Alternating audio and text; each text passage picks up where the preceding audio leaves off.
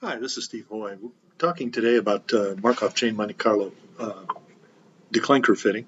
And I'd like to point out that what we've just done is we've just completed an autocast run over here on the DCA page. That run was accomplished by opening up the controls here and pressing on the little gear icon that you see right here. When that's complete, if we want, we can go and look at individual wells or all the well collectively wells if we want to by coming over here on the either navigate by the MCMC page or by using the little icons that you see up at the top. But one of the things that's helpful about Markov chain Monte Carlo decline curve fitting is the fact that it's stochastic.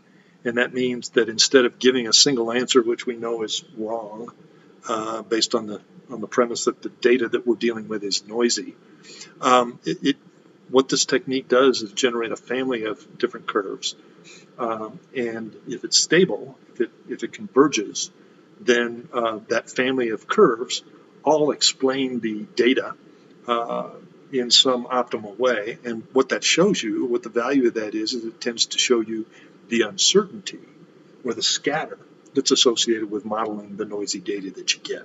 So you can get things like uncertainty in IPs, uncertainties in the B parameter, and even a distribution for EUR, as we'll show in a minute here.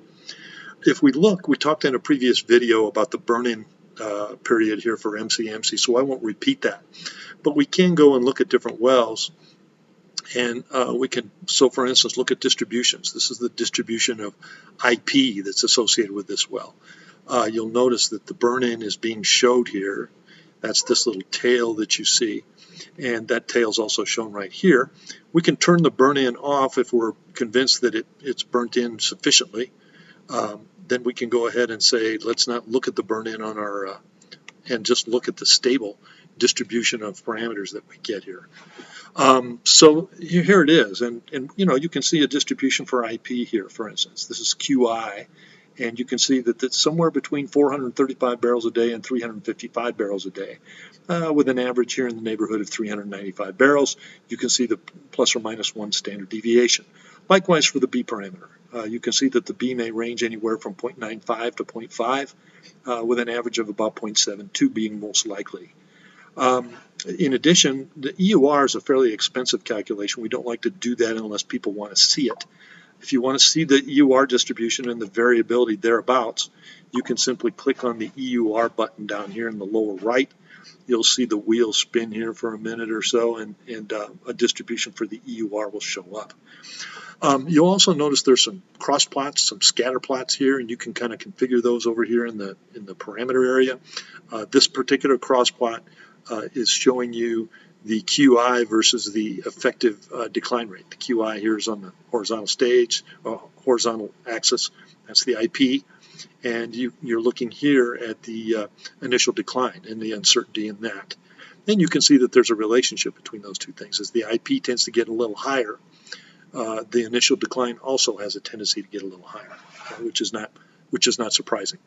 Our EUR has come back over here, and you can see that the EUR that's suggested for this stream, we've got that set to oil right now, so we're looking at this decline curve and this decline curve fit, that the EUR is most likely about 124,000 barrels, almost 125,000 barrels of oil, and that can range up on the high end at 136,000 and down below 120,000 on the low end in terms of uncertainty in the distribution of EUR.